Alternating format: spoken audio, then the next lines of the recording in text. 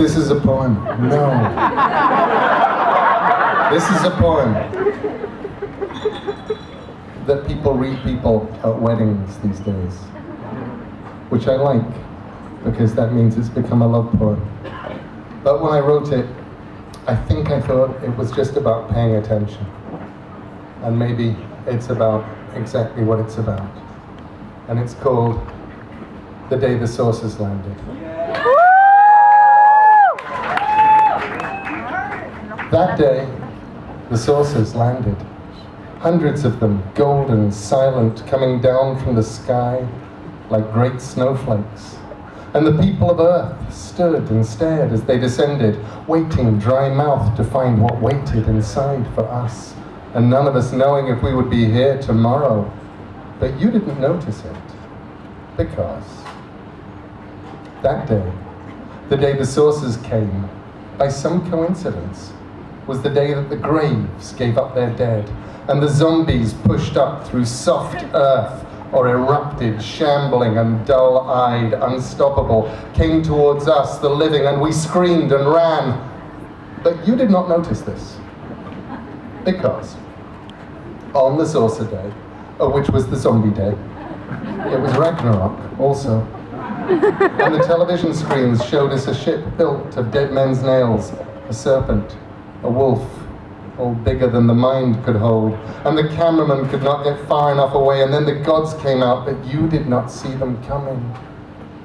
Because on the saucer zombie battling God's day, the floodgates broke, and each of us was engulfed by genies and sprites offering us wishes and wonders and eternities and charm and cleverness and true brave hearts and pots of gold, while giants FIFO-fummed across the land and killer bees.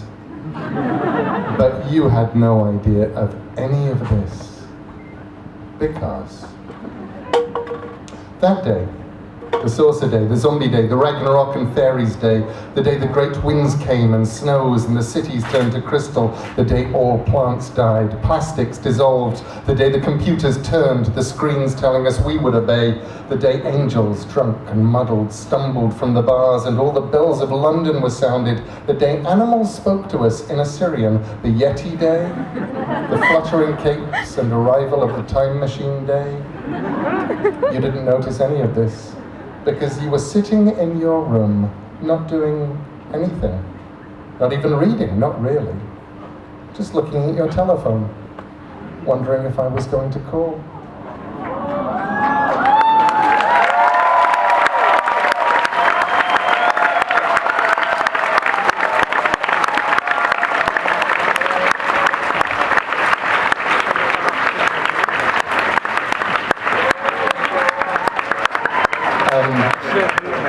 This is a poem that hasn't been collected, and it's a true story, or at least as true as any story about 8th century Irish saints landing in Scotland can be. And I like it because it's the kind of story that actually, when you start thinking about it, like many great religious stories, perhaps the message is not the message that people have been taking from it all along. So it's called In Relig Oran. When Saint Columba landed on the island of Iona, his friend Oran landed with him, though some say St. Oran waited in the shadows of the island, waiting for the saint to land there. I believe they came together, came from Ireland, were like brothers with a blonde and brave Columba, and the dark man they called Oran. He was Oran, like the otter was the other. There were others, and they landed on Iona, and they said, we'll build a chapel. It's what saints did when they landed. Oran, priest of sun or fire, or from Ora, meaning dark-haired. But that chapel kept on crumbling. And Columba took the answer from a dream or revelation that his building needed Oran, needed death in the foundations. Others claim it was doctrinal, and Saints Oran and Columba were debating, as the Irish love debating, about heaven. Since the truth is long forgotten, we are left with just their actions by their actions shall ye know them. St. Columba buried Oran, still alive with earth about him, buried deep with earth upon him. 3 days later, they returned there, stocky monks with spades and mattocks, and they dug down to St. Oran so Columba could embrace him, touch his face, and say his farewells. 3 days dead. They brushed the mud off when St. Oran's eyes blinked open. Oran grinned at St. Columba. He had died, but now was risen, and he said the words the dead know, in a voice like wind and water. He said, "Heaven is not waiting for the good and pure and gentle. There's no punishment eternal. There's no hell for the ungodly, nor is God as you imagine." St. Columba shouted, "Quiet!" And to save the monks from error, shoveled mud onto St. Oran. So they buried him forever. And they called the place St. Oran's. In its churchyard, kings of Scotland, kings of Norway, all were buried on the island of Iona. Some folk claim it was a druid priest of sunlight that was buried in the earth of good Iona just to hold the church foundations. But for me, that's much too simple, and it libels St. Columba, who cried, "Earth! Throw earth on Oran, stop his mouth with mud this moment, lest he bring us to perdition." They imagine it a murder, as one saint entombed another underneath that holy chapel. While St. Oran's name continues, martyred heretic, his bones still hold the chapel stones together. And we join them, kings and princes, in his graveyard, in his chapel, for it's Oran's name they carry. He's embraced in his damnation by the simple words he uttered. There's no hell to spite the sinners. There's no heaven for the blessed. God is not what you imagine. And perhaps he kept on preaching, for he died and he had risen until silence crushed or muffled by the soil of Iona. St. Columba, he was buried on the island of Iona decades later, but they disinterred his body and they took it to Downpatrick, where it's buried with St. Patrick and St. Bridget, so the only saint is Oran on the island of Iona. Don't go digging in that graveyard for the kings of old, the mighty, or archbishops and their riches. They are guarded by St. Oran, who will rise up from the grave dirt like the darkness, like an otter, for he sees the sun no longer. He will touch you, he will taste you, he will leave his words inside you. God is not what you imagine, nor is hell, and nor is heaven. Then you'll leave him in his graveyard and forget the shadow's terror.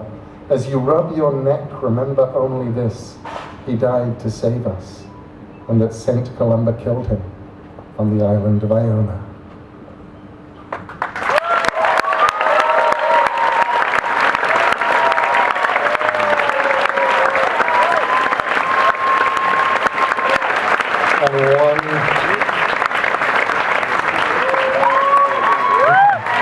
And this is a very, very short poem I wrote about the lady who was sitting here playing piano and singing to you. אני עדיין בהופעה. אני לא יודעת מתי אני חוזרת, הכל For בסדר. Amanda, an appreciation after Christopher Smart, sort of. For I shall enumerate my lady's charms, although they are numberless. For firstly, she has a smile, like a beam of sunlight breaking through a cloud in a medieval painting. For secondly, she moves like cats and panthers, and also she can stand still.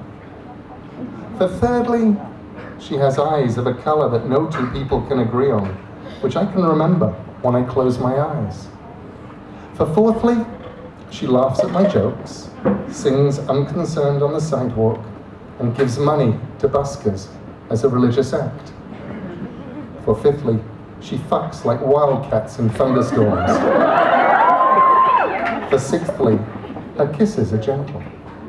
For seventhly, I would follow her or walk beside her or in front of her wherever she wished to go, and being with her would ease my mind. For eighthly, I dream of her, and I am comforted. For ninthly, there is no one like her. Not that I've ever met, and I've met so many people. No one at all. For lastly, she squeals when I say waste paper basket. And always in the morning, eyebrowless and waking, she always looks so perfectly surprised.